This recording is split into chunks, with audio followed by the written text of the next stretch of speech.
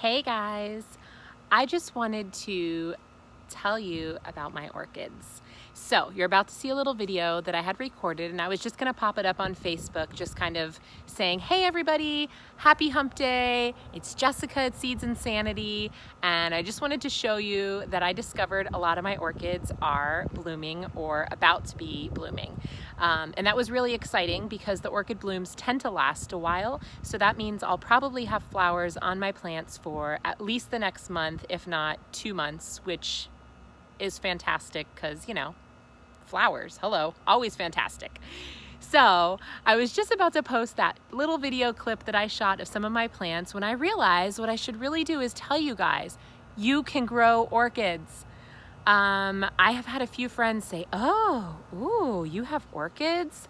Like, I hear that they're really finicky plants and they need a lot of care and meticulous feeding and all of that. Well, you know, sure. There's probably people that actually do put that kind of meticulous care into their orchids. In fact, I know there are. There is a huge business of people who basically take care of and nurse orchids, and then they are brought back to a person's home and put on display when they're blooming, which I find crazy, but you know, if you got the money, sure. And yes, you can take excellent care of your plants and they will probably be bigger and more beautiful than mine. But you can also neglect the heck out of an orchid. And it will still bloom. I find here where we are in Zone 9 in Florida that my orchids do just fine. I had one mounted like on my actual tree. I had put it in my oak tree and it grew insane. It was huge. It was beautiful. But the only risk with that was we do get a few nights a year where the temperatures are lower than orchids like to go. So you have to find a way to protect them, to cover them up. Mine now pretty much are all in hanging baskets. And honestly, when the temperature is going to be that low, I bring them up. I don't always have to bring them all the way into the house. Sometimes it's just as much as bringing them onto, I have like a little covered porch on the back of the house. So sometimes just bringing them up against the house, protected from the wind, under a roof can be enough. If the temperature is going to be low enough for a couple of days, then I might actually bring them all into my house, which gets a little bit crazy. I just hang them from my curtain rods all over my living room, and you know, we just deal with it for a few days. But hi, August. Yeah, hi. Mama. That is Mama, you're right. Hi, and there's Augie. Yeah. Augie still got his popsicle face, so don't mind that. You coming to see me? No one pretzels, please. You would like what? No one pretzels. You would like pretzels? No. No. No one pretzels. No one pretzels. Please. Okay, you need me to come inside for something? Yeah. Okay, I'll be right there in just a second. I'm just gonna finish up. Do you wanna sit with me or do you wanna go? You can sit with me. Pretzels. Yeah, that's fine, you can sit with me. So like I was saying, and I'm gonna wrap this up because obviously he needs me, you can take really great care of them and fertilize them on a schedule and do all of those things. I'll be honest with you, I do none of that. I might not be the best example as a gardener. I should probably have called this channel Lazy Gardening because that's pretty much what I do. My orchids, as you saw in the video, just hang from my fence line. I have, let me turn the camera up. Whoop!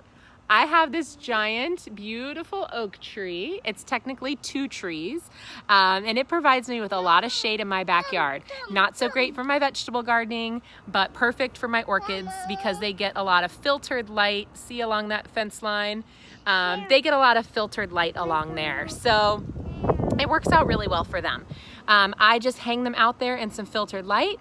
If it seems like we haven't gotten a lot of rain, every now and again, I might hit them with the hose to give them a little bit of water.